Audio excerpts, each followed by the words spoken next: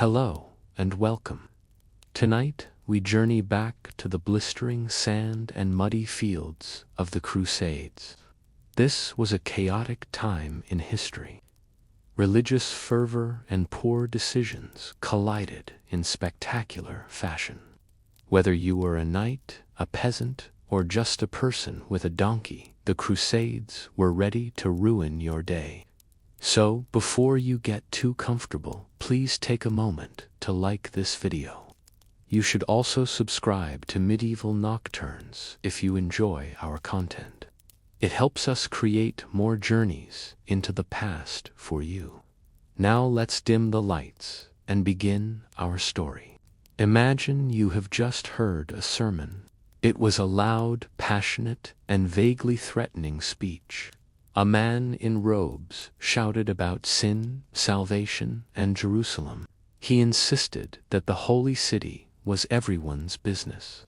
You are not entirely sure where Jerusalem is located.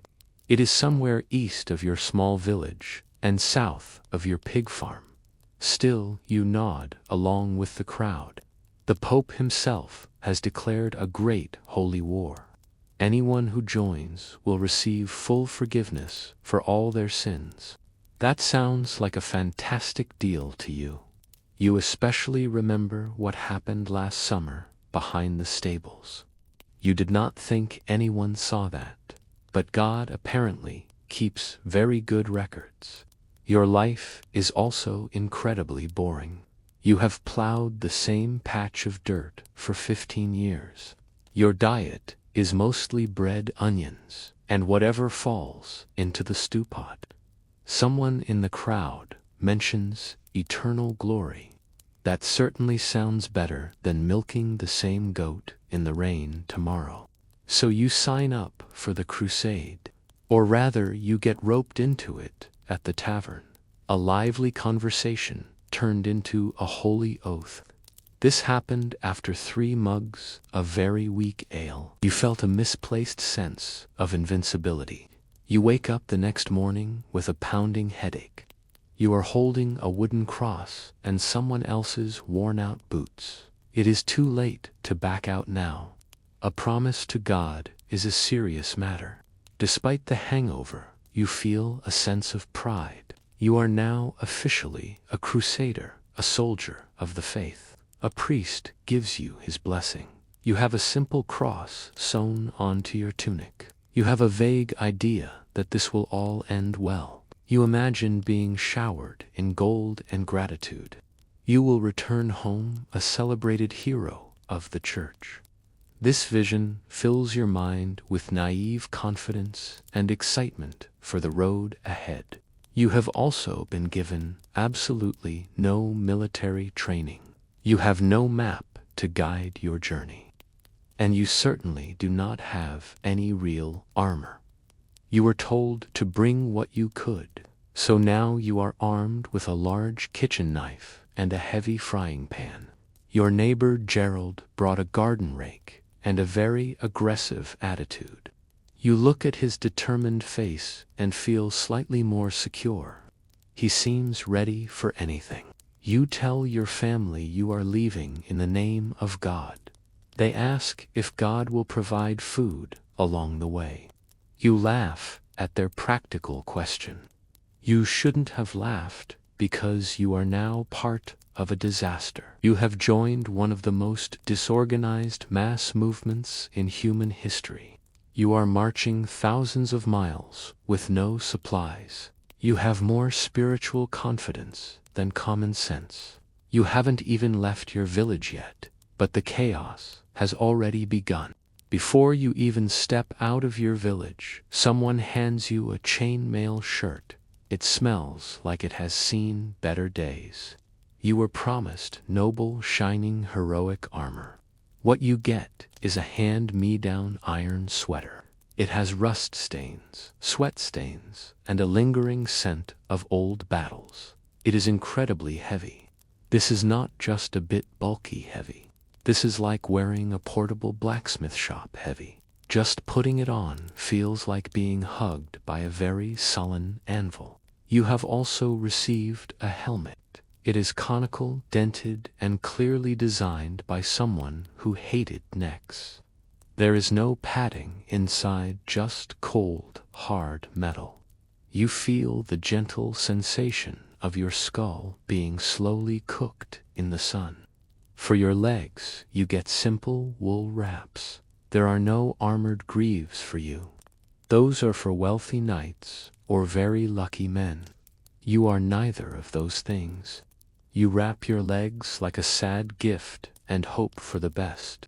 Your footwear is equally disappointing. If you expected boots of hardened leather, think again.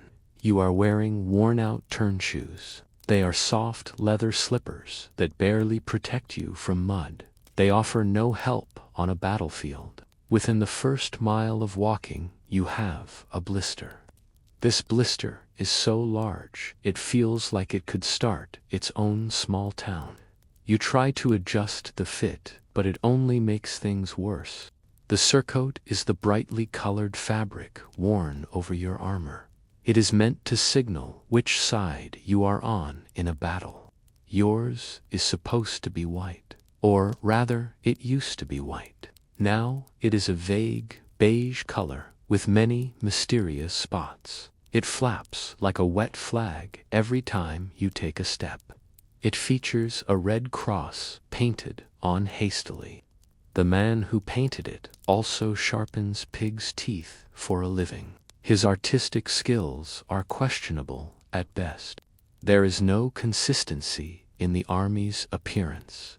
One man next to you is in full, shining mail. Another man is simply wearing a pot on his head for protection. Your neighbor Gerald is shirtless again. He has a wooden shield he carved himself. It says Jesus, watch this, in very bad Latin. You look at your own mismatched gear. You feel a growing sense of doubt about this entire adventure. You try to tie your belt around your waist. You end up cinching it far too tight and nearly pass out. Your sword, if you were lucky enough to get one, is dull. It is unbalanced and seems to actively dislike being held by you. But still you tell yourself, I look like a knight. You do not. You look like a scared farmer wrapped in steel and a thin layer of optimism. You look ready for a very short and unpleasant fight. But it is too late to turn back now. You are packed, dressed, and completely unprepared for what lies ahead. The trumpets sound to signal the start of the march. Or maybe it is just a man yelling very loudly. Either way, the crusade is finally moving, and so are you, moving very slowly and very uncomfortably. You take your first steps on a long and miserable journey. This is not a glorious cavalry charge across an open field. This is a long, groaning shuffle across Europe. You are surrounded by thousands of confused and underfed people. They are dragging carts, goats, children, and personal grudges. One man even insists on bringing a small piano with him. Everyone is armed, but only some weapons were designed for combat.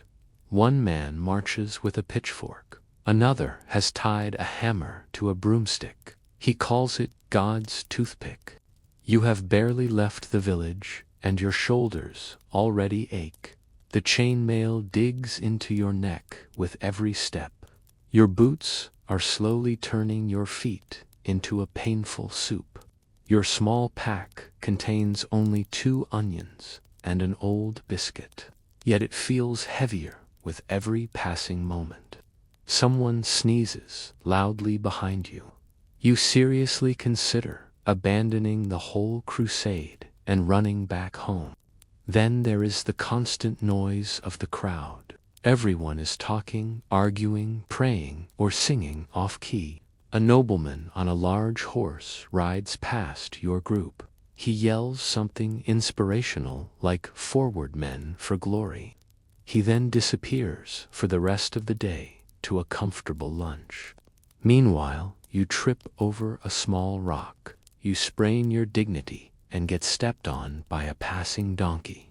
The sun is out and shining brightly. It seems cheerful. You are not. You are sweating in places you did not know could sweat. Your thighs are chafing in a way that feels like a divine punishment. Your water supply is already warm. It tastes like iron and deep regret. You try to conserve it, but the heat makes you incredibly thirsty. You begin to wonder if you packed nearly enough for the journey. There are rules for the march, of course, but absolutely no one is following them. You were told to march in neat ranks. That is too late. Someone has already wandered off into a nearby beet field. You were told to ration your food. Gerald just ate his entire week's supply before the first lunch break. You were told to respect local villages. You try your best until you realize they charge half a chicken just for a bucket of well water. Just as you think you might be getting used to the misery, the rains come. The skies open up like a sarcastic baptism from above. Your surcoat clings to you like guilt. The dirt roads instantly become thick mudslides. You fall down twice, once forward and once backward. The goat tied to a nearby cart seems to be laughing at you. You are soaked to the bone and shivering. By nightfall, you feel like you have walked for 12 miles and aged 12 years. You lie down in the wet grass. You are next to a man you do not know. His snoring is so loud it could be weaponized. You sleep like a brick dropped in a bucket. It is a poor sleep with painful consequences. You close your eyes and think only 2,000 miles to go. By day 4, your stomach is singing hymns for food. They are loud, desperate hymns, the kind you usually only hear at funerals. You were told the army had supplies. Technically, that is true. It is just that those supplies are either moldy, missing, or being hoarded. A man named Brother Ulrich claims he is fasting, but you can hear him chewing suspiciously in the dark. Breakfast, if you are lucky, is a hunk of black bread. This bread is so dense it could be used as siege equipment. You chew on it for 20 minutes, but make no progress. You end up just gnawing on it until your teeth get bored. Your companion claims his piece of bread has a rusty nail in it. Nobody in the group is surprised by this discovery. Lunch is somehow even worse than breakfast. There is no lunch. There is only the distant memory of what lunch used to be.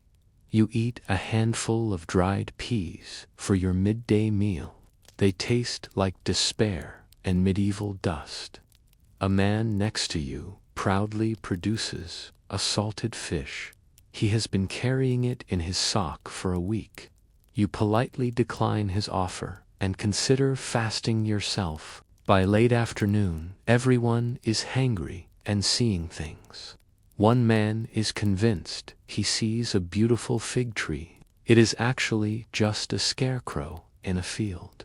Another man starts licking his sword. He claims it tastes of glory and victory. It actually tastes of rust. He now probably has tetanus. The lack of food is making everyone a little bit crazy. The real problem is that feeding a moving army is a logistical nightmare. The supply lines are long and badly managed. They are occasionally attacked by the local peasantry. The locals would rather not donate their entire winter food store. They are not happy that you just trampled their turnip fields, so you have to forage for your own food to survive. You find a bush with some strange-looking berries. Gerald says they are perfectly fine to eat. Gerald also once tried to eat a candle. So you take your chances with the berries. They are not fine. You spend the next 2 hours behind a large tree. You question every decision that led you to this moment. You vow never to take food advice from Gerald again. Dinner is a glorious, mysterious stew. No one knows what is in the pot. Everyone eats it anyway because they are starving. You find something very chewy in your bowl. You decide it is best not to ask any questions. Someone claims it is rabbit meat. Someone else says it is boiled boot leather. Both of those options are entirely plausible at this point. By nightfall, you feel full, but not of food. You are full of regret. You dream of bread that does not fight back. You dream of cheese that is not green on purpose. You have never missed your mother's simple onion soup more than you do right now, and it is only day 4 of the journey. The road ahead seems impossibly long and hungry. At this point in the journey, it is official. You smell like a combination of wet iron, regret, and fungus. Hygiene was once a noble goal for you. It has now been demoted to a vague memory. It feels as distant as clean socks or personal boundaries. You have not bathed in over a week. Neither has anyone else in this massive army. You know this because the entire crusading force has a strong collective aroma. You are all one big walking cheese wheel of sweat dust and medieval body odor. There is no soap on this journey. If someone claims to have soap, they are lying, or they have carved it from animal fat and self-delusion. You do have water occasionally, but it is mostly reserved for drinking. Sometimes it is used for pouring on open wounds while screaming. Washing your entire body with it is a luxury. That is a privilege reserved for nobles and people with significantly fewer blisters than you. Your clothes were once proudly stitched with a red cross. They now resemble a battlefield in fabric form. Your undergarments have fused to your skin in certain unfortunate areas. Your boots are perpetually damp, possibly alive, and definitely angry. You try to air them out at night, but it does not help. The smell seems to have become a permanent part of the leather. Lice have also arrived. Oh yes, they have moved into your hair and clothes. You try to negotiate with them, but they are winning the war. A knight nearby is convinced his helmet is haunted by spirits. It is actually just lice throwing a very large party inside it. You start itching constantly at night. Everyone does. It becomes the unofficial marching rhythm. Scratch, scratch, shuffle, groan. You briefly consider bathing in a nearby river. You approach the cold water. You realize it is freezing, filthy, and already occupied. A man is sitting in the shallows, crying into his underpants. You nod at him respectfully and walk away. The river is not the answer to your problems. It is just another cold, wet problem. And then there are bodily functions. There are no latrines on this march. You go where you can behind bushes or under wagons. You go wherever your dignity officially gives up for the day. Privacy is a concept that no longer exists. You now have awkward eye contact stories with strangers. You will carry these memories with you for the rest of your life. There is one guy in the entire army. Nobody knows his name. He somehow manages to remain perfectly clean. His armor gleams in the sun. His face is clear, and he smells faintly of lavender. He is either a miracle from God or a shared hallucination. Either way, you and everyone else hate him deeply.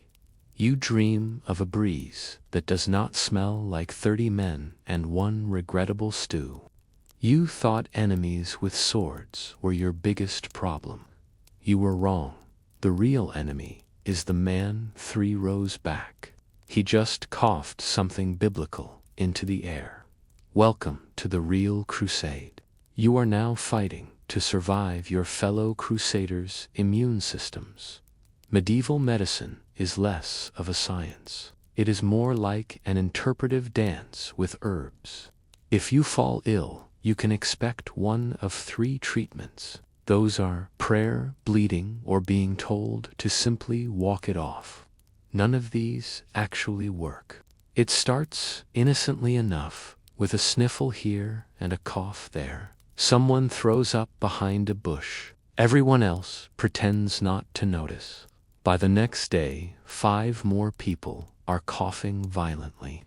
Gerald has developed something alarming and purple on his neck. He insists it is just a heat rash from the sun. You quietly begin planning your own funeral in your head. The tents for the sick quickly become infirmaries, but they are better known as places where hope goes to wheeze quietly. The healers are completely overwhelmed by the number of patients. Their main tools are old cloth bandages, leeches, and strong conviction. Sometimes they burn herbs near your face. They hope you will improve out of sheer awkwardness. Their methods are not comforting to watch. The symptoms of the illnesses are not subtle. You experience fever, chills, nausea, and a general sensation that your organs have gone on strike. You try to be brave about it. Then you see someone being cured with a hot poker. You suddenly decide you are feeling much better and walk away. You would rather suffer in silence than face that kind of treatment. Sanitation in the camp is purely theoretical. Waste is disposed of in random fields. The water is questionable at best and weaponized at worst. You refill your flask from a small stream. Then you spot 3 horses upstream using it as a toilet. You drink the water anyway. Hydration is hydration, no matter the source. You pray that your stomach is strong enough to handle it. The priests say this sickness is a test from God. The knights say it is the work of the devil. The barmaid who tagged along for the journey says it's because no one ever washes their hands. She is a sensible woman. She is also immediately ignored by everyone. Her practical advice does not fit their grand spiritual narrative. You try to keep your distance from the obviously sick people, but you soon realize that everyone is sick. That now includes you. Your throat feels like it is on fire. Your stomach is sending you very mixed messages. You consider your chances of survival. You remember your last bath was over a month ago. The math is not in your favor. You are losing a war to germs before you have even seen a real enemy. You have been marching for days. You are hungry, itchy, and mildly diseased. Now you are expecting a warm welcome from the towns along the way. Spoiler alert, you will not get one. The locals are less than thrilled to see your army. In fact, they look at your crusading party like a shepherd looks at a pack of wolves. They are suspicious, tense, and ready to hide their livestock. From their point of view, you are a moving catastrophe. You are thousands of unwashed strangers shouting in broken Latin. You are trampling their crops and borrowing everything that is not nailed down. You sing war hymns at midnight like toned of demons. You are not a holy army to them. You are a walking plague parade that has stumbled into their valley. You stop at a town hoping to trade for some food. The villagers immediately bar the main gates. The local bishop peeks out from a high tower. He quickly makes the sign of the cross at you. A monk then offers you a single cabbage. He will give it to you in exchange for leaving much faster. Your attempts at diplomacy are clearly failing. The language barriers do not help your situation. You try asking a farmer for water. You accidentally demand to marry his wife instead. You attempt to explain your holy mission to a village elder. You somehow end up proposing to a goat. The goat is not interested in your offer. Every conversation seems to end in confusion and mild panic. If you do manage to get inside a settlement, things are not much better. You are immediately met with price gouging and constant staring. People make passive-aggressive comments about your powerful odor. You buy bread that is older than your shoes. You get a mug of ale that could also be used as varnish. Someone gives you directions to Jerusalem. You later realize they were just trying to send you into a swamp. If you are marching through foreign territory, it gets even worse. The locals here do not just dislike you, they actively want you gone from their lands. They do not care about your PayPal blessings. They do not care about your homemade flag with the painted cross. They just want their goats' fields and general peace back. Trust is at an all-time low because of other crusaders who passed through before you. In one small town, a child throws a turnip at your head. It is the most accurate projectile you have seen all week. It hits you squarely on the helmet with a dull thud. You came seeking salvation and a hero's welcome. The people here see you as a broke, heavily armed tourist with serious boundary issues. And honestly, they are not wrong. So you are finally on the move again, marching east. Or at least you think it is east. The truth is no one is actually sure where they are going. There are no GPS devices in this era. There are no helpful road signs that say this way to Jerusalem. Most of the people in your group think the Holy Land is just slightly past Constantinople. They also cannot find Constantinople. Your commander has a map of sorts. It is a hand-drawn scroll with 3 towns, 2 rivers, and what appears to be a dragon. You suspect the artist had a vivid imagination. You also suspect he had very poor geography skills. Still, the commander waves the map around like it is the word of God. He simply yells forward at every single fork in the road. Confidence is apparently more important than accuracy. Every now and then, a local guide is recruited. He is offered a few coins and a goat skin of wine. He is also given a vague promise not to be trampled.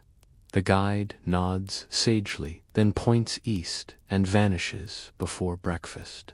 You are beginning to think that east is just a local word. It probably means not here. One man in your group swears he remembers the way from a vivid dream. Another says he read about the route in a scroll one time. Gerald, still shirtless and increasingly sunburned, claims he is following divine whispers. He says the whispers are carried on the wind. The wind seems to be whispering. You are hopelessly lost. You cross the same small stream 3 times in one day. You walk past a large rock that you are sure you have already seen.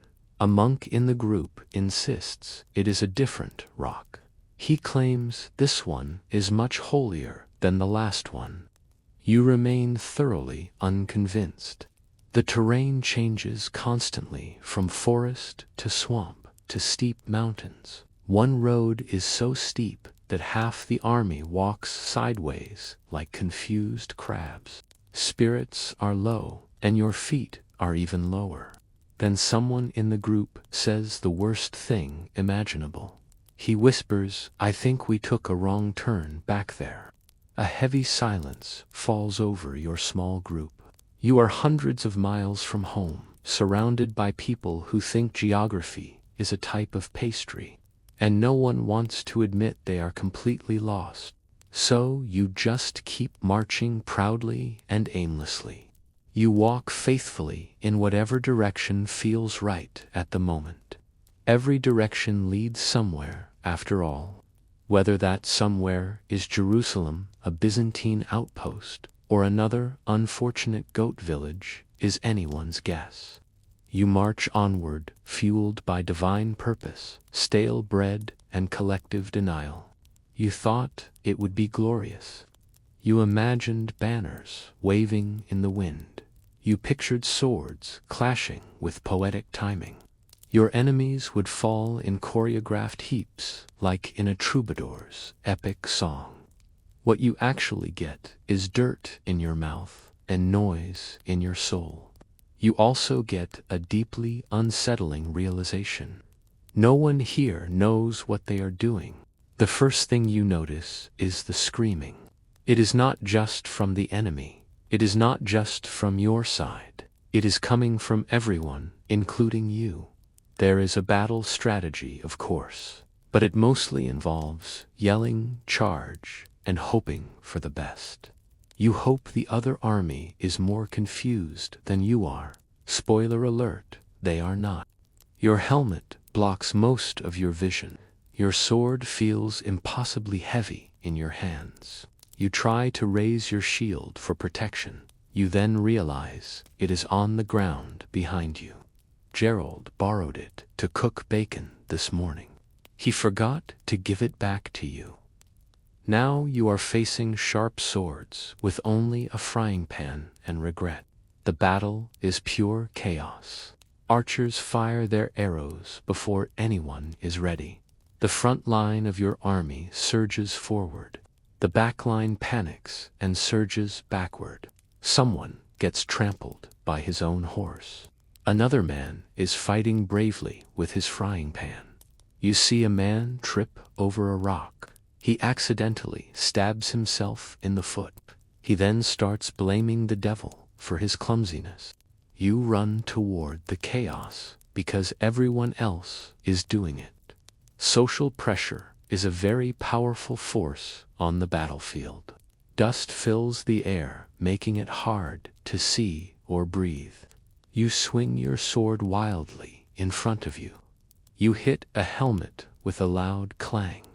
It is your own helmet. You let out a scream that you hope sounds very brave. The enemy is fast, skilled, and loud. You lock eyes with one of their soldiers. You horrifyingly realize he is about 15 years old. He is also significantly more experienced in combat than you. You consider playing dead. You also consider actually being dead. Both options are very tempting at this moment. Horns are blowing and commands are shouted in 5 different languages. After a while, the noise finally subsides. The survivors crawl away from the field. They are panting, bruised, and smelling like bad choices. You are one of them. Somehow, you are alive. You are bleeding from your ankle, but you do not remember how it happened. Gerald has your helmet now. He is using it as a soup bowl. So was the battle glorious? Not exactly, but you are still alive. And in the Crusades, that is as close to a victory as most people ever get. You survived your first real fight. The experience was nothing like the stories you were told back home. It was just loud and scary. The weather in the Holy Land is not your friend. It is not even an indifferent acquaintance. It is a full-blown enemy commander, and it has much better timing than your entire army. One moment it is sweltering hot, the kind of heat that makes your chainmail feel like a cast iron oven. You sweat through your clothes, your armor, and your very soul. Your leather boots feel like they are sizzling against your skin. A nearby knight claims he saw a mirage of a tavern. You believe him because you saw it too. You both cry quietly for a moment. Then, just when you have accepted your fate as a roast pilgrim, the heavens shift. Dark clouds roll in like an angry bishop. The skies darken, and suddenly it begins to rain. This is not a polite English drizzle. This is a biblical, angry, vengeful kind of rain. Thunder screams from the sky above you. Your surcoat clings to your body like a wet shroud. Your feet squelch with every single step you take. You sound like a very remorseful duck walking through the mud. Your tent collapses almost immediately under the weight of the water. You try to find shelter under a large tree. The tree is already occupied by 3 equally soaked goats. A man is also there reciting psalms to his own knees. He has given up entirely. The roads dissolve into thick, deep mud. You slip and fall twice. Gerald slips and falls 3 times. One of those times is face first into a large cow patty. You do not laugh out loud, but your soul chuckles a little bit. The simple joy of watching someone else's misfortune is a small comfort. It is a brief distraction from your own endless misery. And then there is the cold. Oh, the terrible cold. Once the sun disappears, the desert flips its mood like a drunk baron. You go from sweating in your boots to shivering like a cursed tambourine. Your fingers stop working properly. Your sword now doubles as a heavy ice sculpture. Your nose runs away from your face and tries to join another army. You think about building a fire for warmth. You fail repeatedly to get it started. The only thing drier than the damp wood is your own morale. But hey, the priests say that harsh weather builds character, right? Unfortunately, character does not stop you from catching pneumonia. You are trying to scrape mud off your own eyebrow with a broken spoon. Welcome to the crusade. You are not just fighting for your faith anymore. You are fighting against the entire atmosphere. And the atmosphere is clearly winning. The wind, rain, and sun are more formidable enemies than any army you have faced so far. You just want to be dry and warm for a few minutes. That seems like an impossible dream right now. You came to fight the infidel. That was the whole sales pitch. It was a nice, simple battle between good and evil. It was a clean moral crusade between Christians and non-Christians. Except now you have realized something very awkward. Half the people on your side cannot even agree on which holy calendar to use. They certainly cannot agree on which God hates who more. You are from Western Europe. You are Latin-speaking, and you follow the Roman Pope. You are also slightly smelly from the long march. Now you are encountering Byzantines. They speak Greek and cross themselves differently. They view you with all the warmth of a suspicious cat. They are supposed to be your allies. In practice, they have locked the city gates and are telling you to wait outside politely with archers. The priest who joined your group says the Eastern Church is heretical. The Byzantine bishop in the city says you are an illiterate goat herder. He also says you bathe too little and sin too much. You both nod and pretend to be civil with each other. You both mutter spiritual threats under your breath. This alliance feels very fragile and very tense. Then there are the local Christians. There are Christian Arabs and Armenian Christians. You thought everyone in the East was a Muslim. Surprise. Now you are trying to tell friend from foe based on how they chant the Lord's Prayer. You are not very good at it. You accidentally threaten a group of peaceful monks. They respond by setting your tent on fire. It gets even worse. The Muslims you are supposed to be fighting are not one big army either. There are Fatimids, Seljuks, and local warlords. They are all fighting each other when they are not busy fighting you.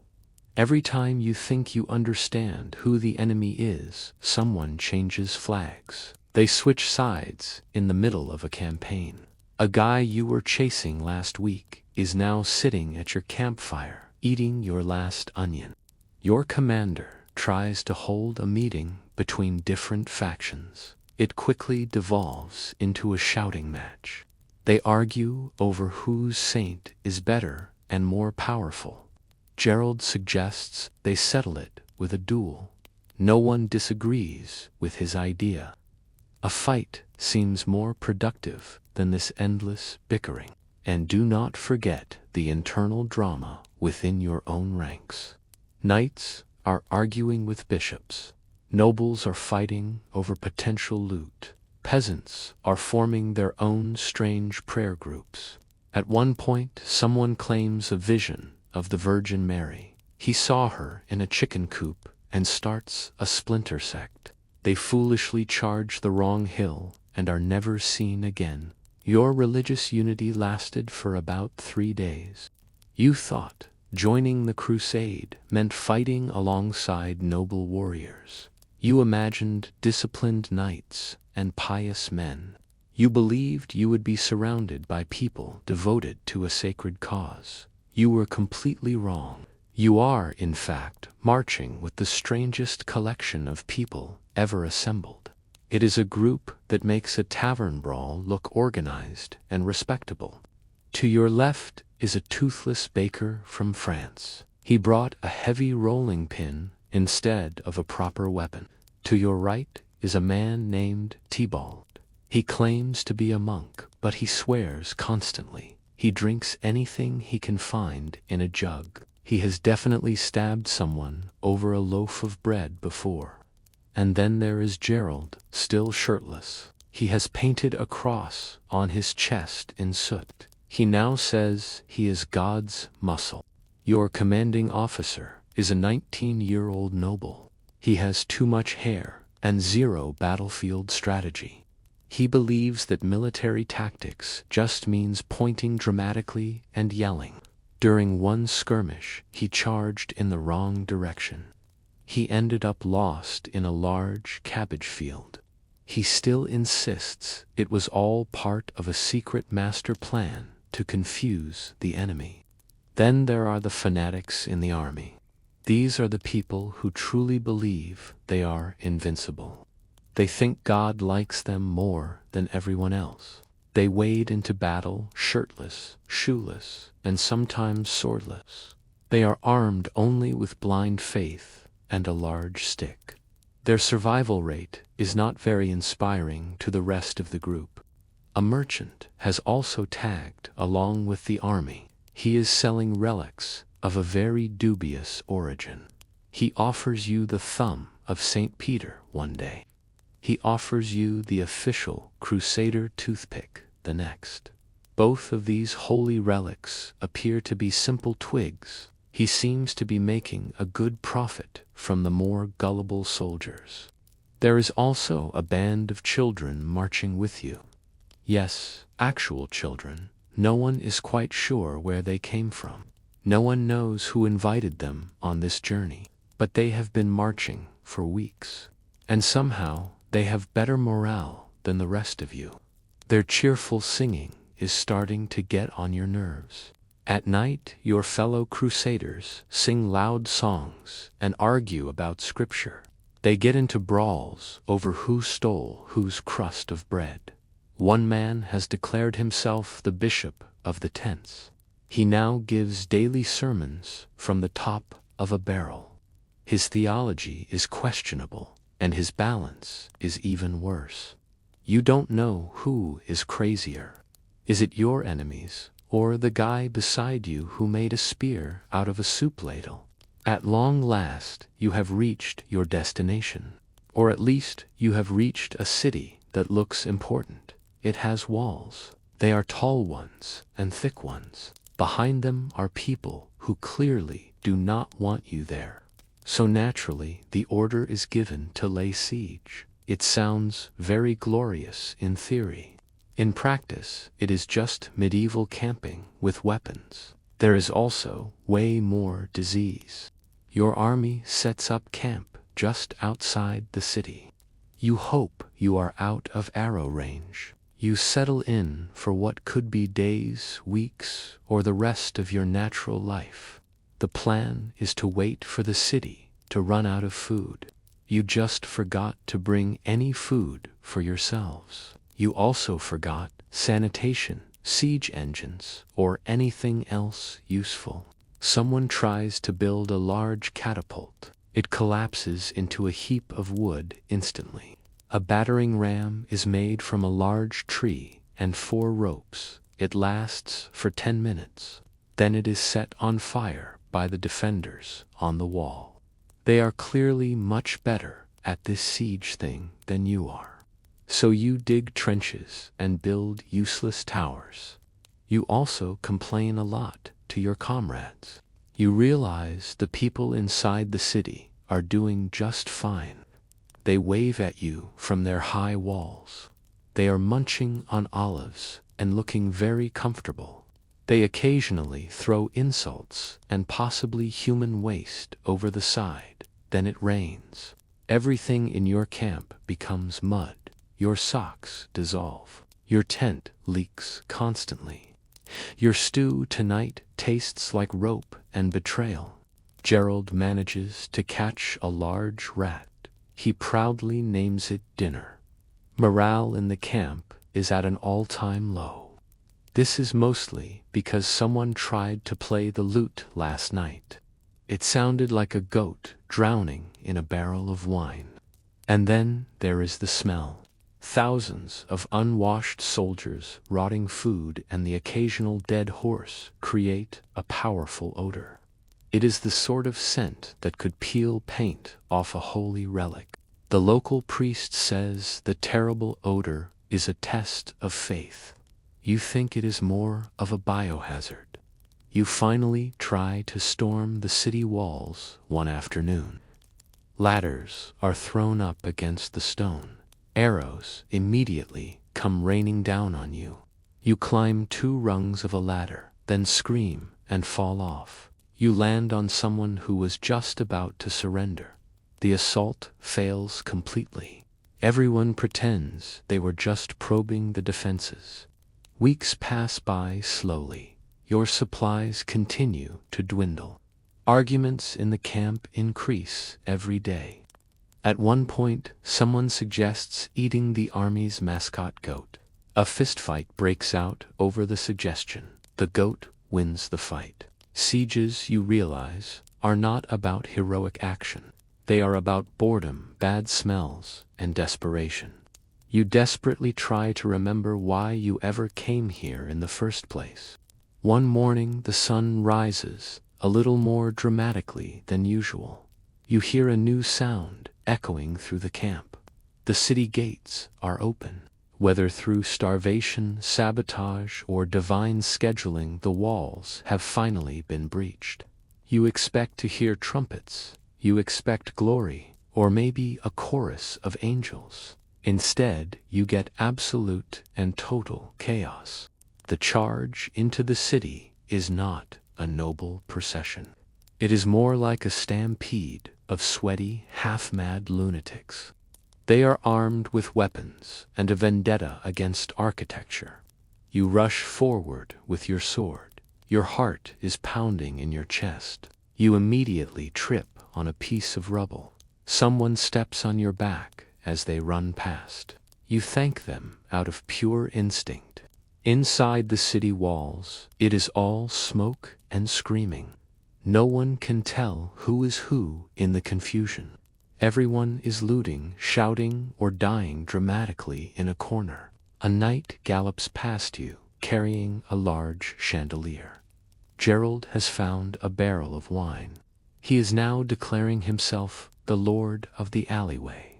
You lose your footing, your helmet, and your temper with a very stubborn door. You were told this was a holy war.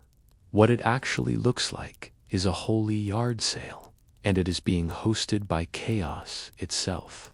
There is no clear chain of command anymore. Your noble commander is too busy posing for paintings that do not exist. The priests are yelling, "God wills it." They shout this while shoving holy relics into their robes. One man insists he has found the Holy Grail. It is a soup bowl with a large dent in it. As the dust settles, the city is finally secured. In this case, secured means it is still smoldering and mostly robbed. You stand in the rubble and wonder if this was the plan all along. You find a relic for yourself. You think it might be a saint's toe bone. It could also be from a chicken. Either way, it is going into your bag for the journey home. You also now possess one silver goblet. You have a tapestry you cannot possibly carry. And you have someone's extremely confused cat. But the victory feels very strange. You expected to feel righteous and glorious. Instead, you mostly feel tired, sticky, and slightly guilty. You are standing in a place full of crying civilians and broken doors. You try to remember if this was about salvation or plunder. The line between the two has become very blurry. A priest pats your shoulder and says, "God is pleased with our work." You nod, but you are not so sure anymore. You came seeking heaven. You got Ash Noise and Gerald throwing up on a holy relic. This is not the victory you imagined. You made it. You survived the marching and the starvation. You survived the siege, the illness, and the arrows. You even survived Gerald and the occasional divine misunderstanding. You have technically won. But now you are sitting on a broken crate in a city you helped destroy.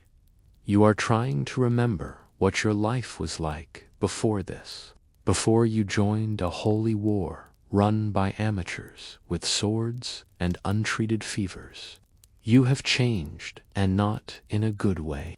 This is not the inspiring "I've seen the world and grown" kind of change. No, you are thinner, dirtier, and somehow both older and younger at once.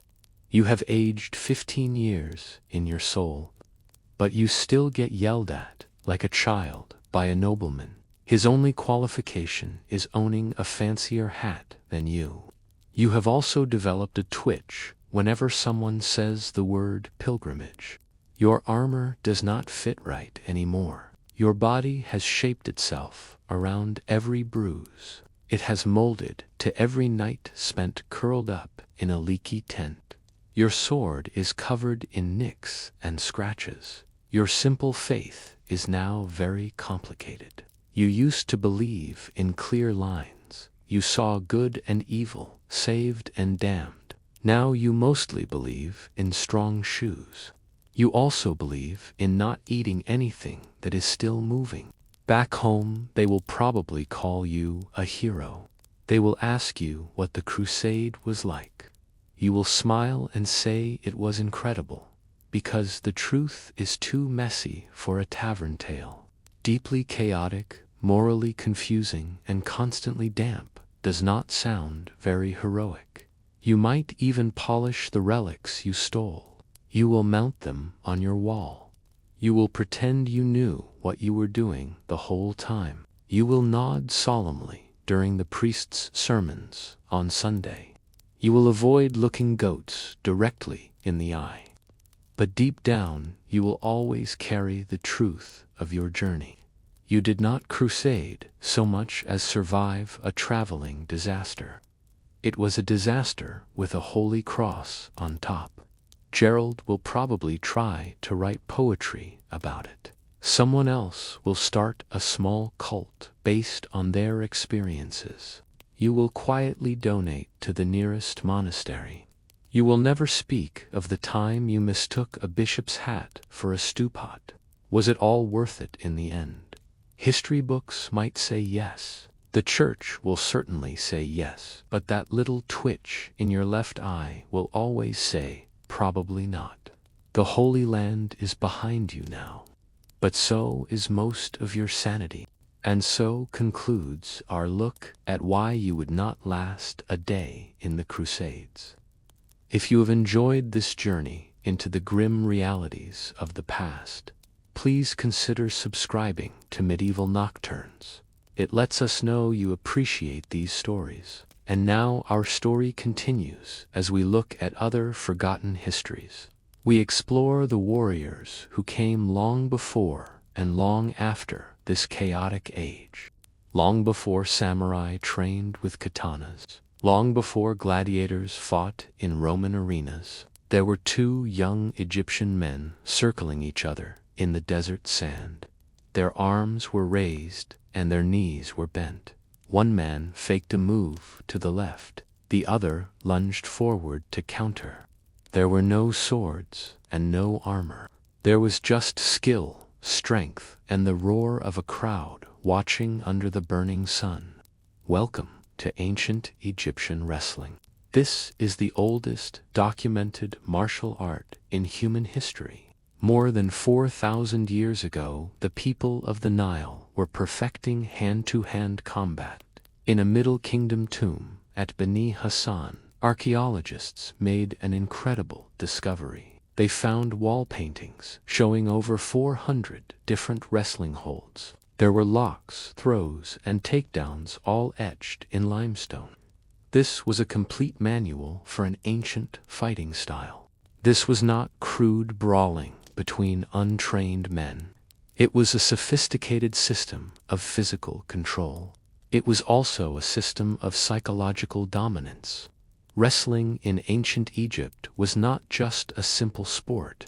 It was a matter of status and honor.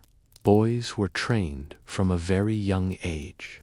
Matches were common in military training and at festive public events. It was a core part of their culture. Soldiers grappled to stay sharp for battle. Nobles competed in matches to show their might. Even pharaohs were rumored to wrestle in private. This was not out of necessity. It was a demonstration of their divine vitality and strength. To be a skilled wrestler was to be respected. To be a champion was to be a local hero. The techniques themselves are shockingly familiar to us today. There were shoulder throws, hip tosses, and single-leg takedowns. Anyone who has watched modern wrestling or judo would recognize the motions. This was not a forgotten pastime that disappeared. It was a polished tradition, a tradition that laid the foundation for many martial arts to come in the future.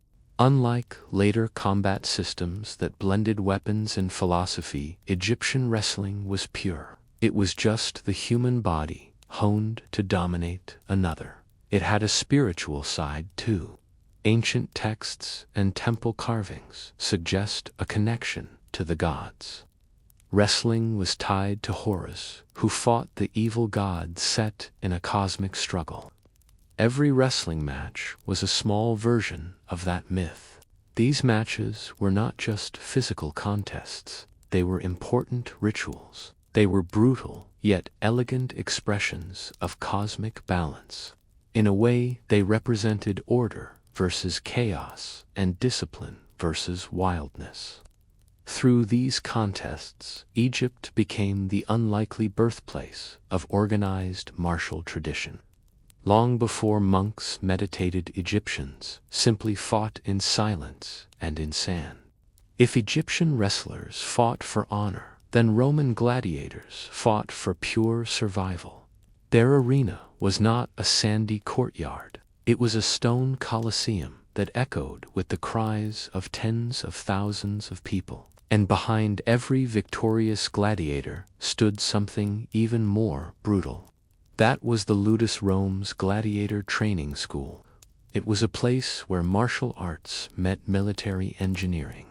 To the Roman mind, violence was not just entertainment. It was art, politics, and power all rolled into one bloody spectacle. Gladiators were not simple brutes. They were conditioned, categorized, and crafted like fine weapons, each one trained in a distinct fighting style.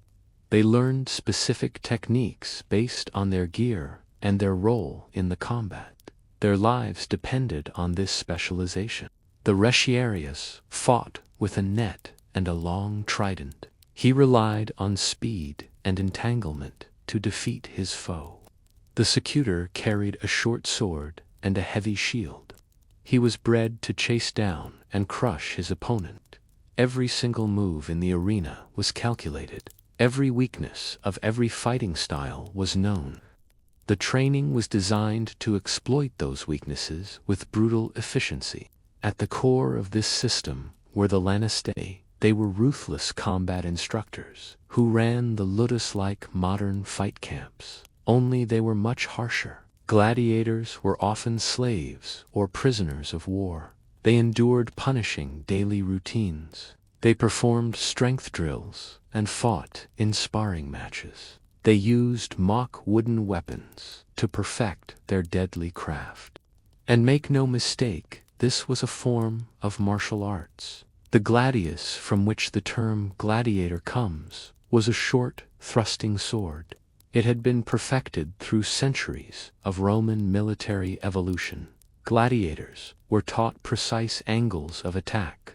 They learned footwork and distance control. They learned how to read an opponent's breath and how to strike when the crowd least expected it. The goal was not just to kill. The goal was to entertain. But it was not all cruelty and death. Some gladiators became legends in their own time. A man named Spartacus was a former soldier turned rebel leader. He escaped the ludus at Capua and nearly toppled the Roman Republic. Other gladiators earned their freedom through victory. They became major celebrities of their day. They were idolized like modern athletes and envied for their skill. Roman martial training was ruthless, but also very systematic. It stripped men of everything they had.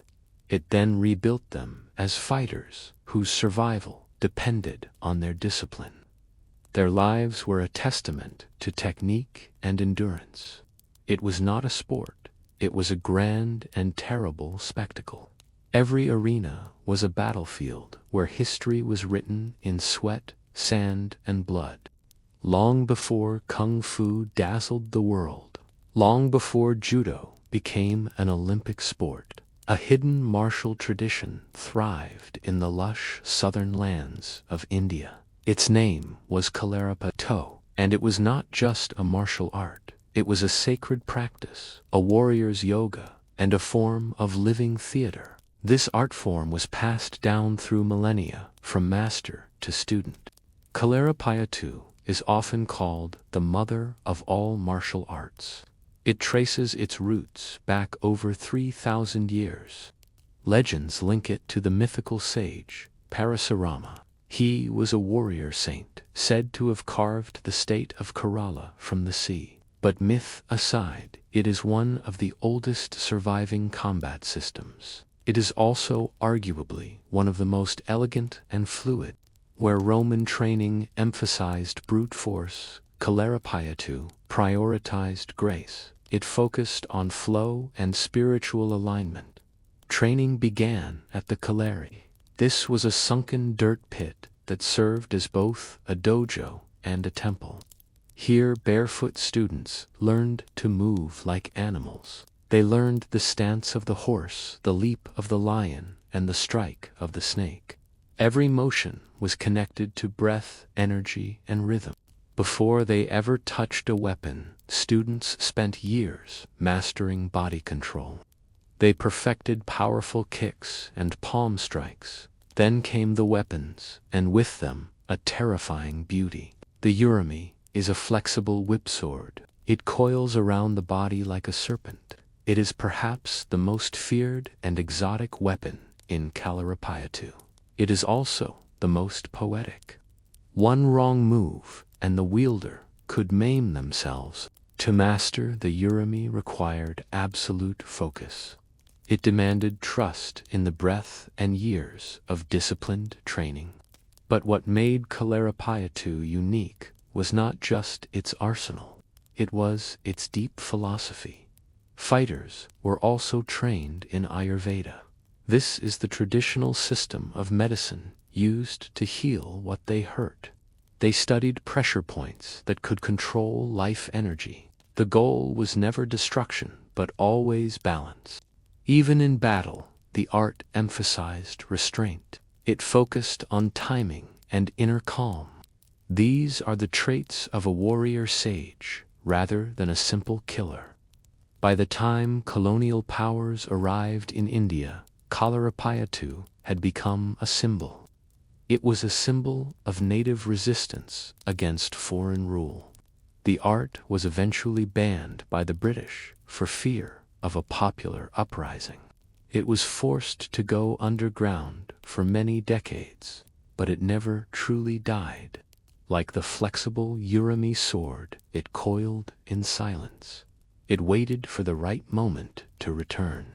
It is still flowing, lethal, and eternal. Kalaripayoriata was not just a way to fight. It was a living philosophy, a dance of death, and a beautiful hymn to life itself. Picture this. A misty temple is nestled in the mountains of Henan province in China. A bald monk stands in silent meditation, surrounded by candles. Then, with a single breath, he explodes into motion.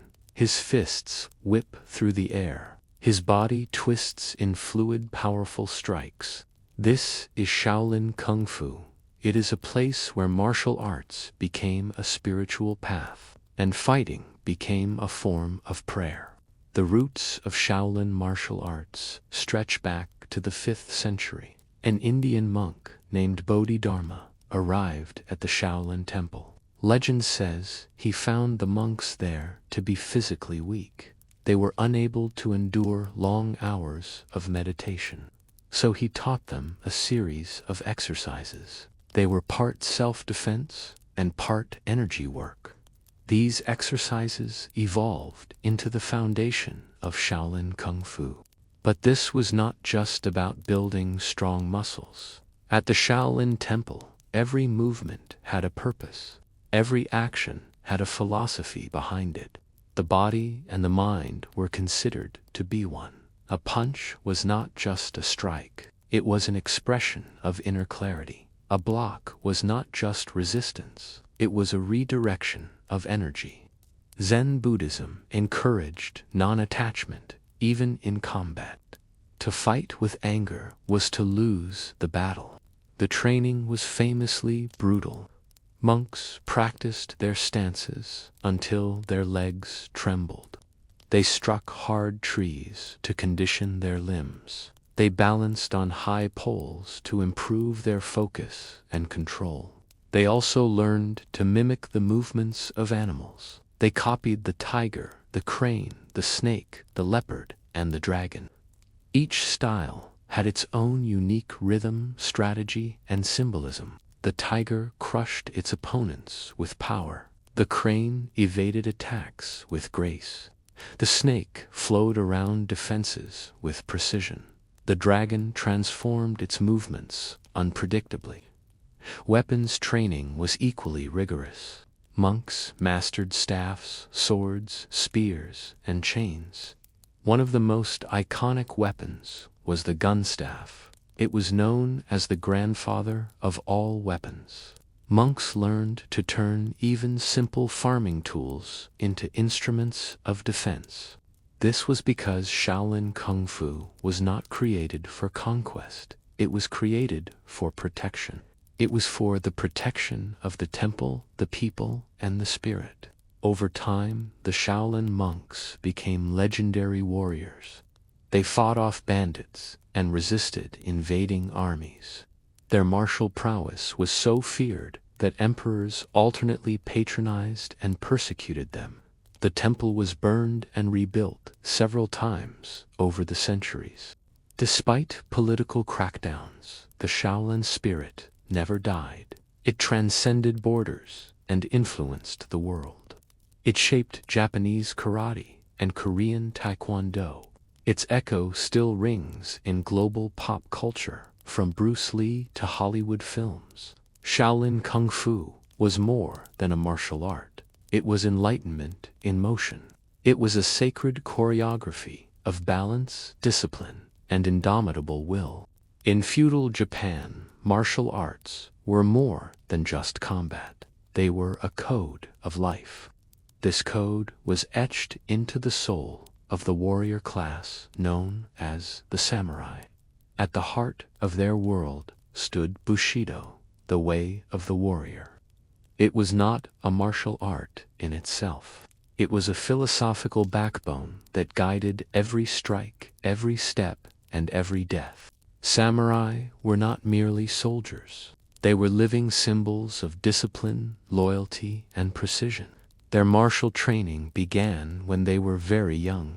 Sometimes they started as early as age 5. At the core of their practice was kenjutsu, the art of the sword. The katana was not just a weapon to them, it was considered the very soul of the samurai. It was sharp, balanced, lethal, and beautiful. Every draw, every swing, and every sheathing of the blade followed a ritualized rhythm. The training was both physical and deeply spiritual. Beyond kenjutsu, samurai also studied jujutsu.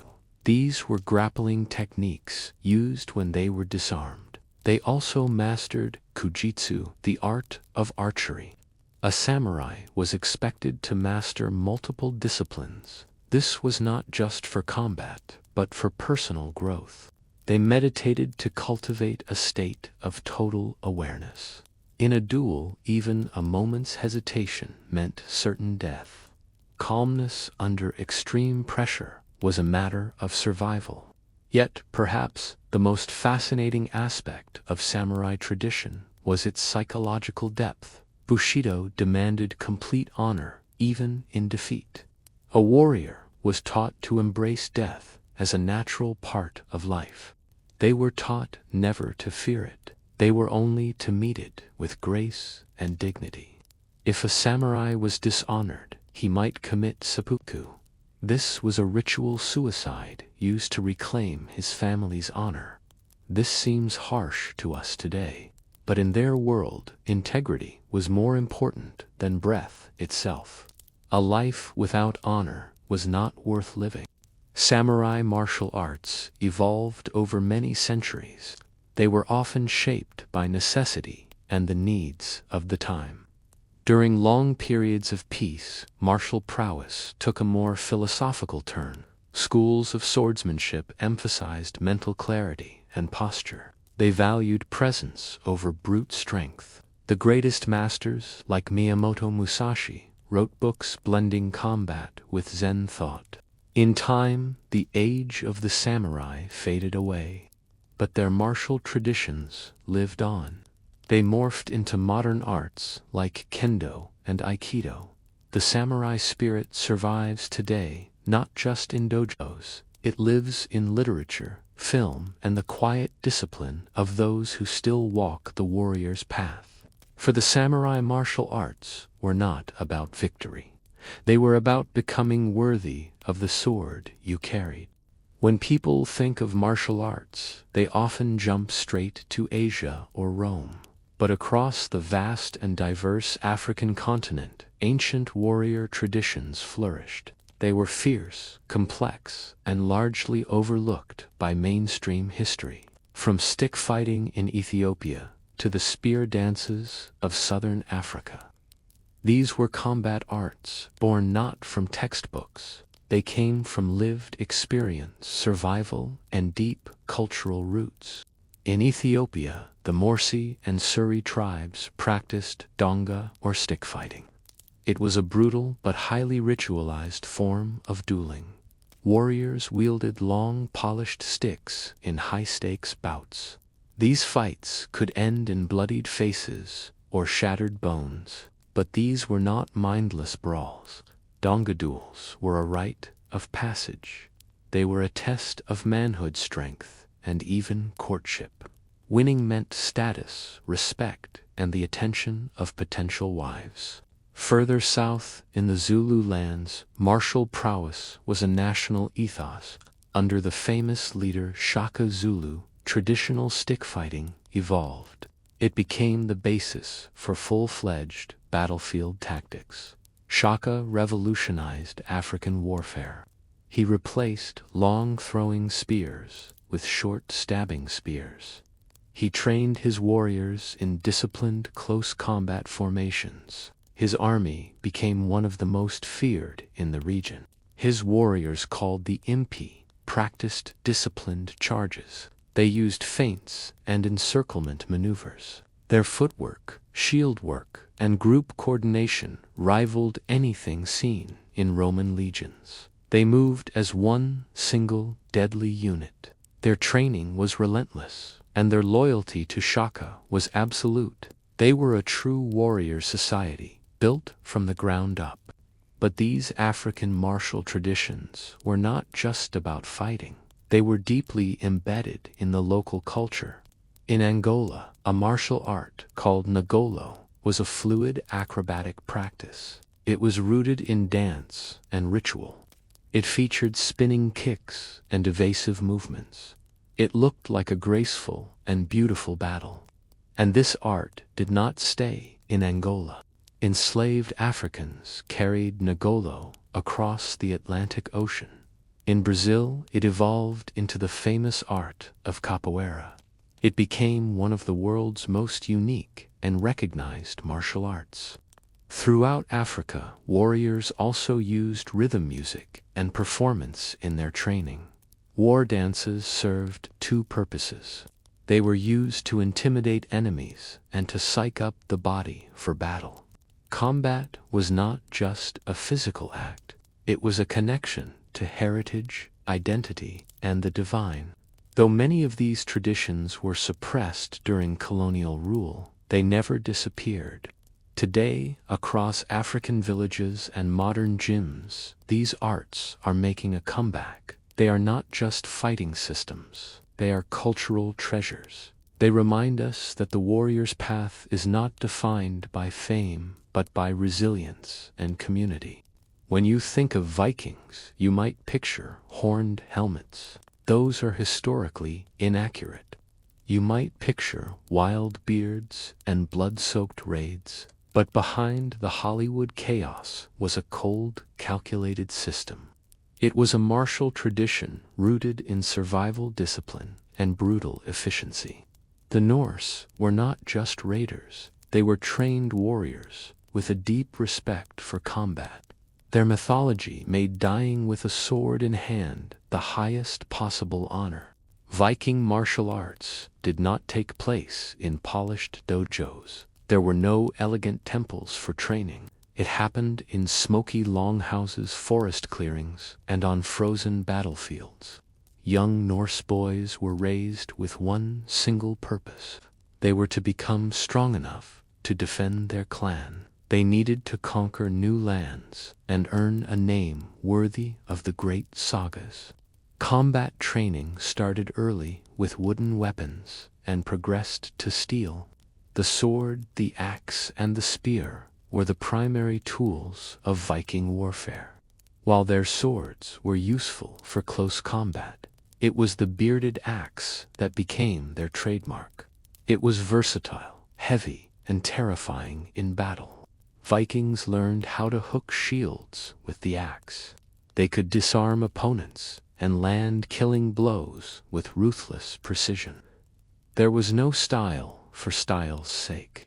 Every move had one single purpose, which was to end the fight. But make no mistake, Viking combat was not mindless brawling. It was highly strategic. It often involved tight shield walls and coordinated attacks. They used feints and distractions designed to confuse the enemy. They also used a formalized duel to settle disputes with honor. These one-on-one battles were not just about strength.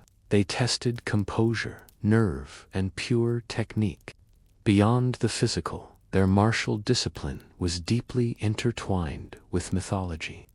Warriors believed that Odin, the god of war and wisdom, watched their every battle. The berserkers were infamous warriors. They were known for fighting in a trance-like fury. They were said to channel the spirits of animals like the bear or the wolf.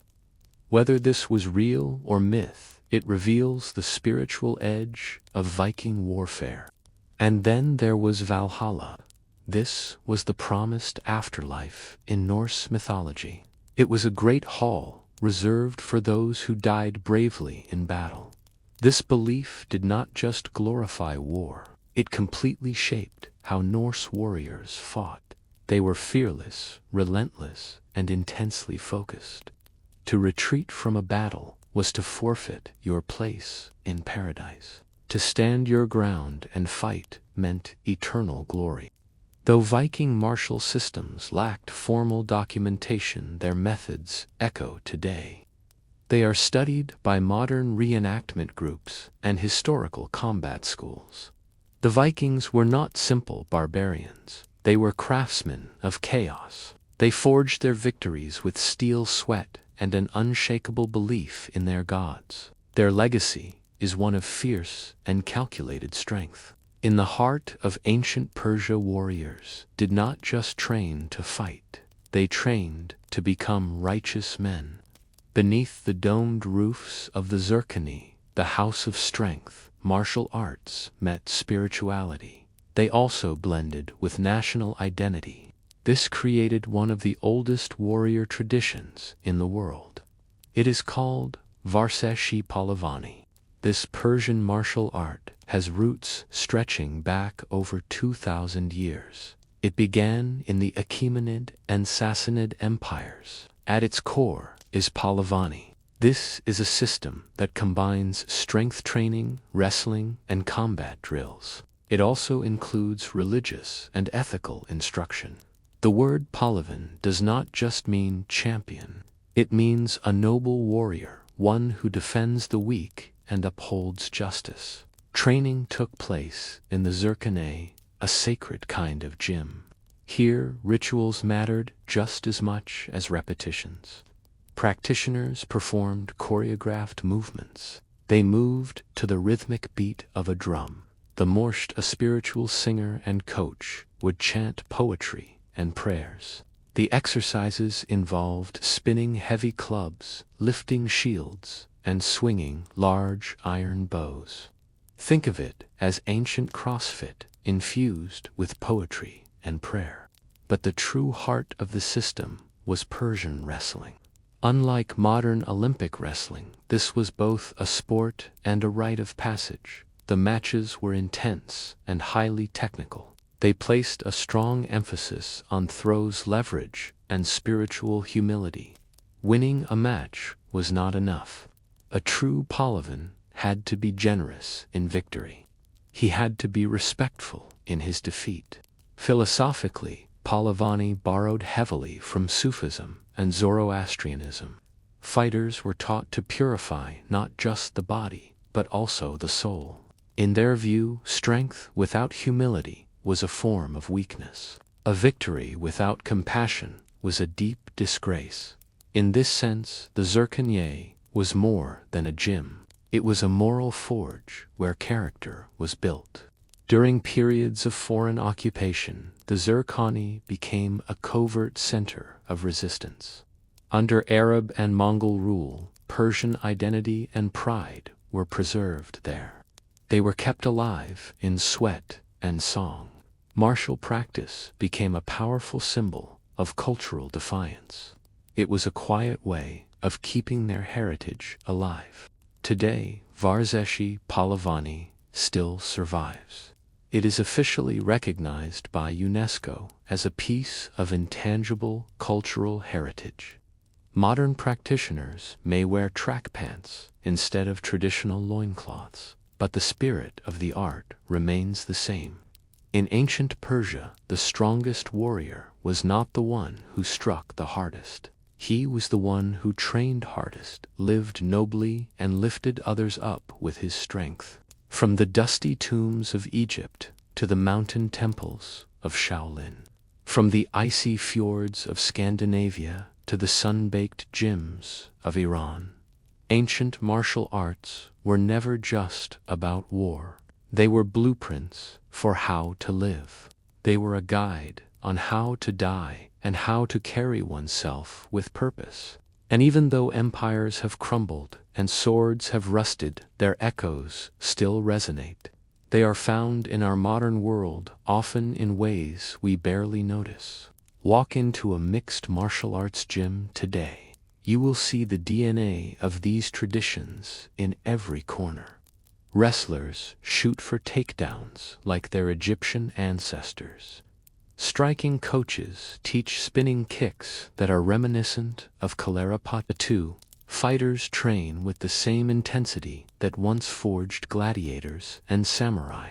The packaging may be new, but the principles are ancient. Discipline, timing, and balance are as old as civilization itself. Beyond the professional ring, martial arts have become a global language. In schools and temples, from Tokyo to New York, millions of people practice. They learn karate, taekwondo, kung fu, and capoeira. They learn not just for combat, but for confidence. They train for clarity and for a sense of community. What began as warrior rites has evolved. It has become a form of therapy, meditation, and even cultural diplomacy. Many ancient traditions have also undergone a revival. Indigenous African combat arts are being preserved by historians. Practitioners are determined to reclaim their cultural roots. In India, Kalaripayattu is enjoying a renaissance. Modern practitioners blend ancient movements with modern fitness. Shaolin monks now tours the world, performing incredible feats. These arts were never truly dead, just waiting.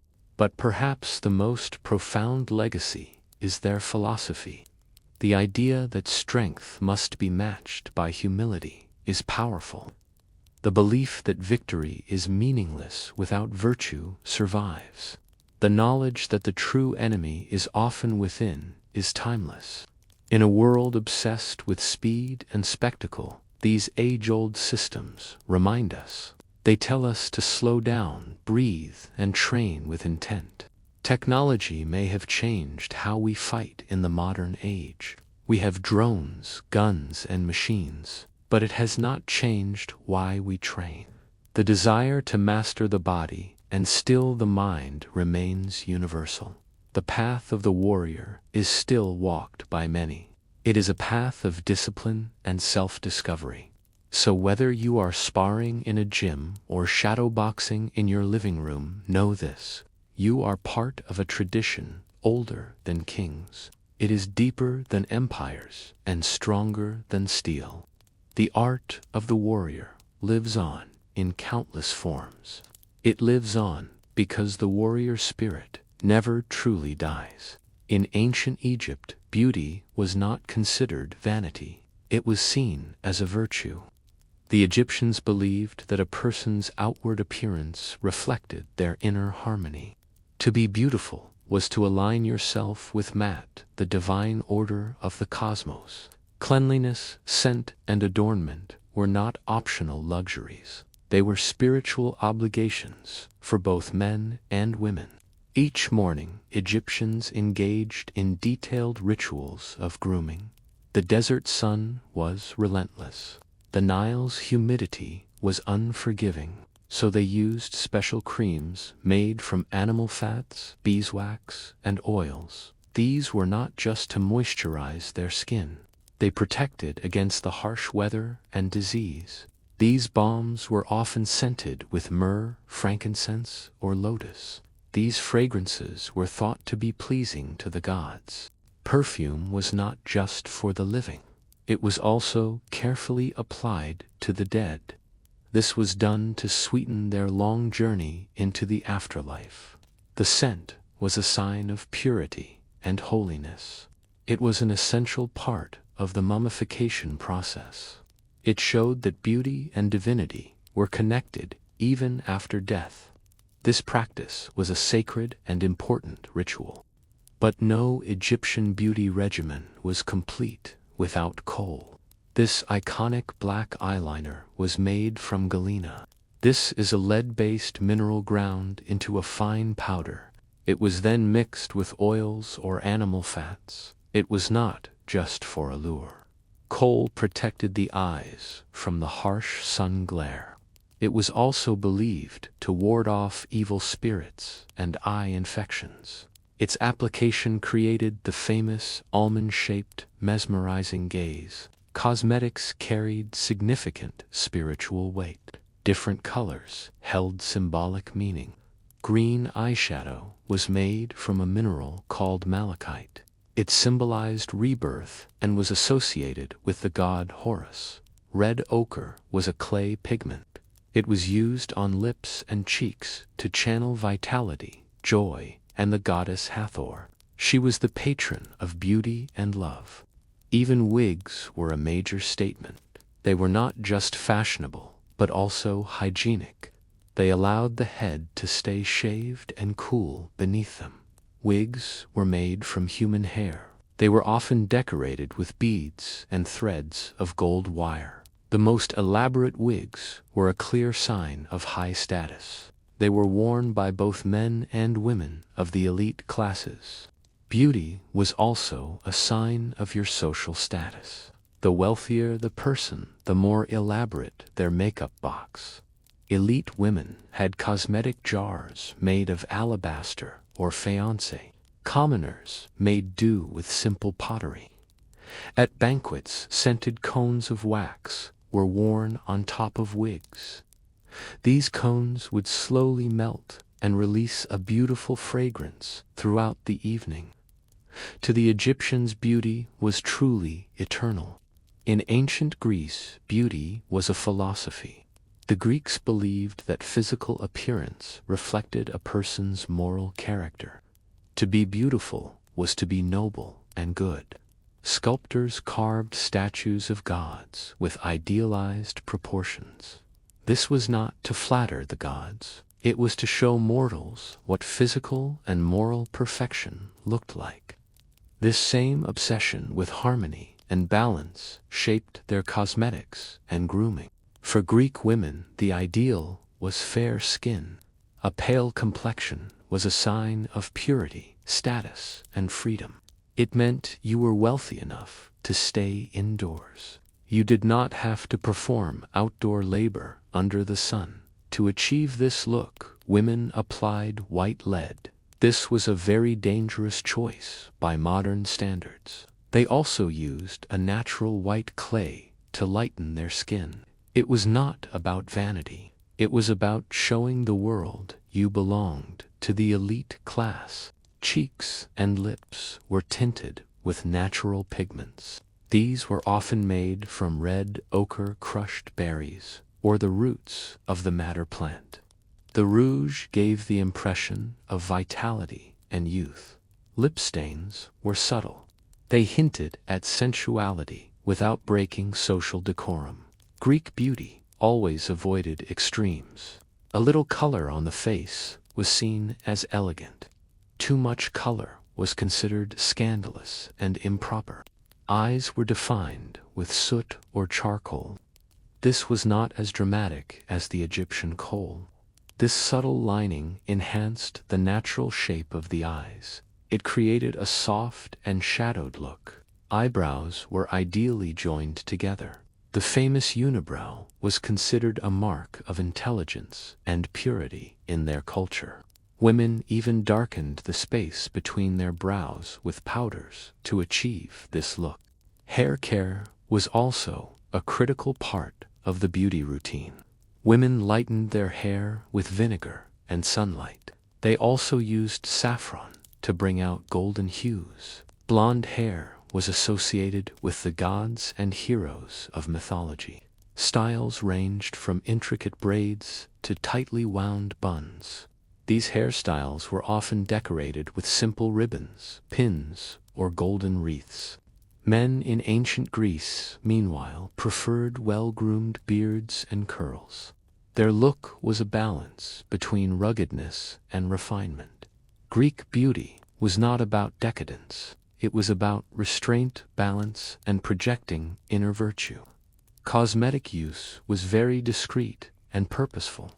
It was meant to enhance what nature gave you without appearing artificial or fake. In public, a woman's modesty was extremely important. But in private settings, like festivals, beauty could become a quiet form of seduction. In ancient Greece, to be beautiful was not to stand out from the crowd. It was to embody the perfect harmony of the gods.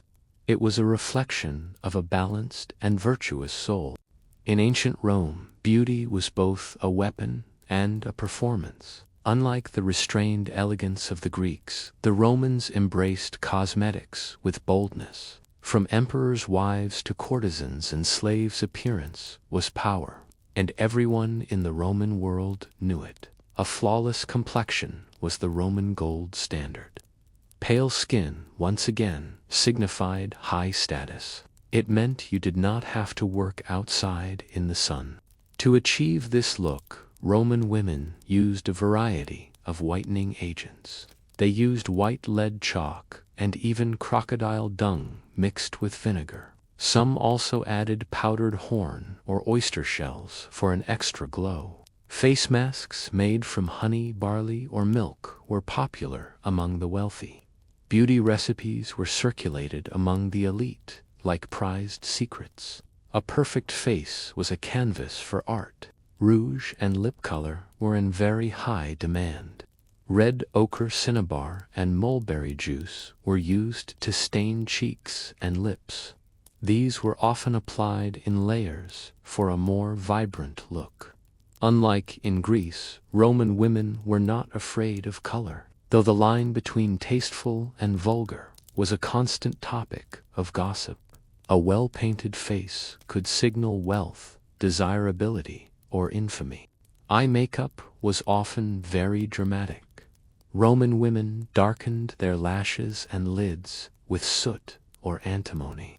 Sometimes they used charred rose petals. Eyeliner created large, almond-shaped eyes. This style was reminiscent of Egyptian fashion. Eyeshadow came in greens, blues, and browns. Eyebrows were carefully shaped and often darkened with burnt cork or ash. Plucking was standard practice. Perfume, however, was the true Roman obsession. The wealthy layered different scents on everything. Rose, cinnamon, and myrrh were used in every room, every garment, and every lock of hair. Ointments were stored in alabaster and glass jars. These were imported from Egypt, Syria, and Arabia. A woman's scent became her unique signature. Even powerful men indulged in this fragrant excess. Wigs and hairpieces were a booming industry. Blonde wigs were especially fashionable among Roman elites. Many were made from the hair of Germanic slaves. Hair was piled high in complex coils and waves. It was held in place with pins made of ivory, silver, or even gold. Professional hairdressers were essential household staff for any wealthy family. In Rome, cosmetics were not just about simple beauty.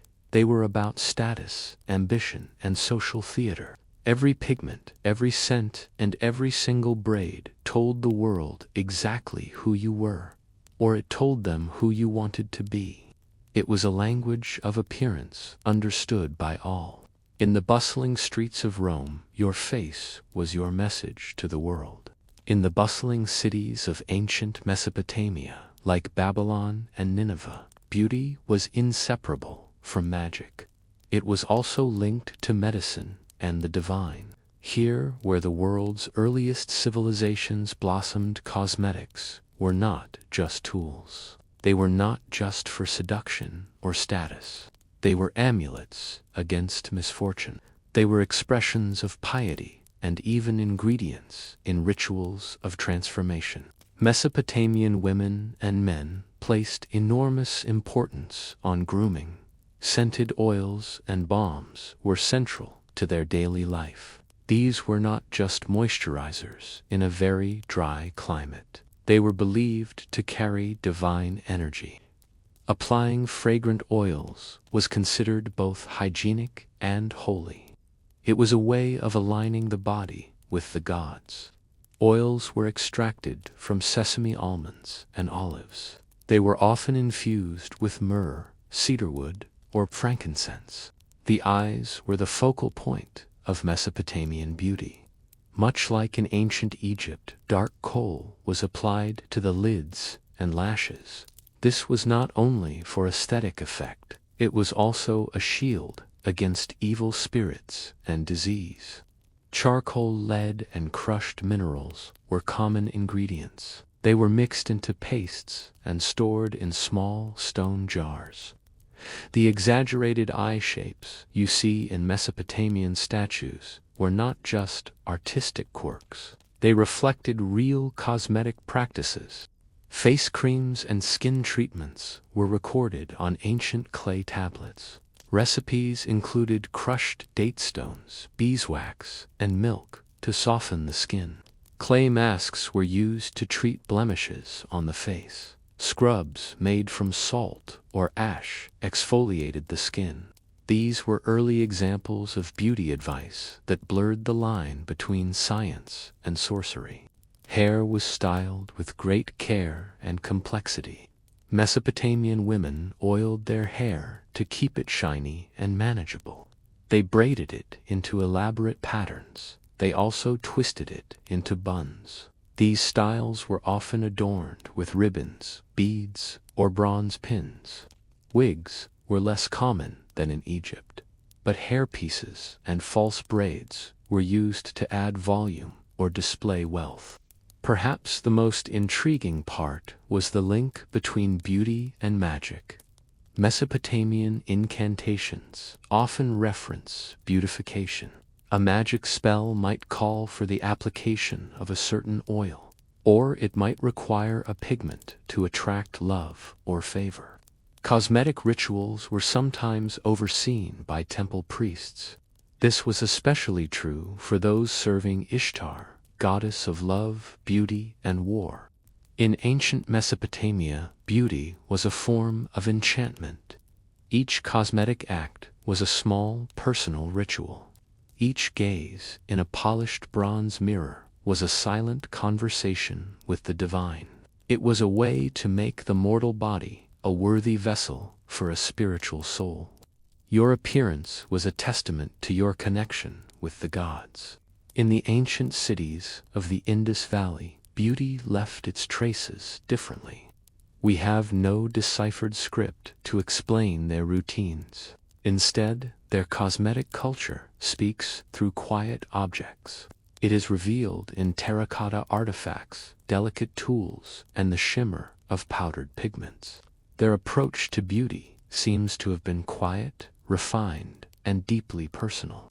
Among the ruins, archaeologists have unearthed tiny mirrors made from polished bronze. They have found delicately carved combs and oval terracotta palettes. These palettes are still dusted with the faint traces of red pigment. These were the tools of daily self-care. They suggest that personal grooming was a consistent and valued part of life in this ancient civilization. One of the most telling discoveries is the widespread use of red pigment. This was likely derived from hematite or iron oxide. It was probably applied to the lips, cheeks, and perhaps the forehead. This rouge was likely more than just cosmetic. It may have signified fertility, spirituality, or marital status. Much like the bindi in later Indian traditions, the color red has always played a central role in South Asian aesthetics. Bathing was also a communal ritual.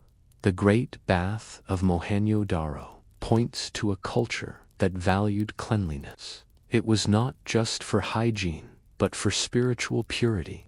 Scented oils would have been applied after bathing to soften the skin. Figurines from the era show women wearing elaborate hairstyles. They were often adorned with beads and other ornaments. Their beauty was deliberate, subtle, and enduring. In ancient China, beauty was a reflection of nature itself. It was delicate, balanced, and deeply symbolic. To be beautiful was to evoke the serenity of a plum blossom. It was to show the purity of jade or the grace of a crane. Across many dynasties, Chinese cosmetics evolved into a refined and poetic ritual. It was an art form painted onto a human canvas. Pale skin was the cornerstone of Chinese beauty ideals. Fair complexions signified wealth and refinement. Women used fine rice powder to whiten their faces. They often applied it in layers to achieve a smooth porcelain-like finish.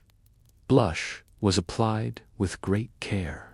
It was not in harsh circles, but in soft shades resembling flower petals. This style was known as flying dots. Lips were also a statement of delicacy. Red pigment was used to tint them in a small, heart-like shape. This left the natural edges of the lips pale. It created a contrast that emphasized restraint. Eyebrows were a true art form. Women shaved their natural brows. They then redrew them with charcoal in dozens of different styles. Each style had a poetic name like willow leaf or distant mountains. In ancient China, to be beautiful was to be in harmony with heaven and earth. In ancient Mesoamerica, beauty was vibrant and ceremonial. Among the Maya and Aztec, both men and women adorned their bodies with meaning. Red was the most sacred color, symbolizing lifeblood and the sun. Women painted their lips with achiote seeds. Black and white were used for contrast on the face. Warriors painted their faces to intimidate enemies and honor the gods. Their appearance was a direct link to the spiritual world. In the misty forests of ancient Europe, the Celts had their own vision of beauty. It was fierce and earthy, wild yet intentional. Warriors painted swirling blue designs on their bodies with woad. This was done to intimidate foes in battle. Both men and women wore their hair long. They styled it with lime for volume and stiffness. Elaborate bronze and gold jewelry was not just for adornment. It was a badge of strength, lineage, and honor. Across all these ancient civilizations, beauty did not end with life. It extended deep into death. Cosmetics were not merely tools for the living. They were sacred offerings to the divine. They were marks of respect for the dead. They were symbols of a person's identity carried into eternity. This was a belief shared across the globe. In ancient Egypt, this belief was especially vivid. The dead were buried with their makeup palettes. They had their coal containers and scented oils placed carefully within the tomb. Why? Because looking presentable in the afterlife mattered. You were expected to meet the gods looking divine. Beauty was eternal, and cosmetics were essential for the journey to the next world. The Romans also took grooming seriously in death. Elite families prepared the bodies of their loved ones with myrrh and cinnamon. Perfumed oils preserved the flesh and masked the smell of decay. More than that, they elevated the body to a godlike state. A well-groomed corpse reflected honor on the entire family. It was a final public display of virtue. Among the Greeks, cosmetic tools were often buried with women. This was not about vanity. It was an act of remembrance. These objects told a story about who the deceased had been. She had been refined, admired, and connected to the divine order of beauty. These were the tools that helped her express her inner harmony to the world. Across cultures and across centuries, cosmetics bridged the mortal and the divine. In life, they dazzled the eye. In death, they consecrated the soul. The impulse to sanctify the body in death is as old as civilization itself. From the red ochre of prehistoric graves to the perfumed oils of Rome, the message was the same. Beauty was not fleeting. It was forever. Thank you for joining us on this long journey. Sleep well.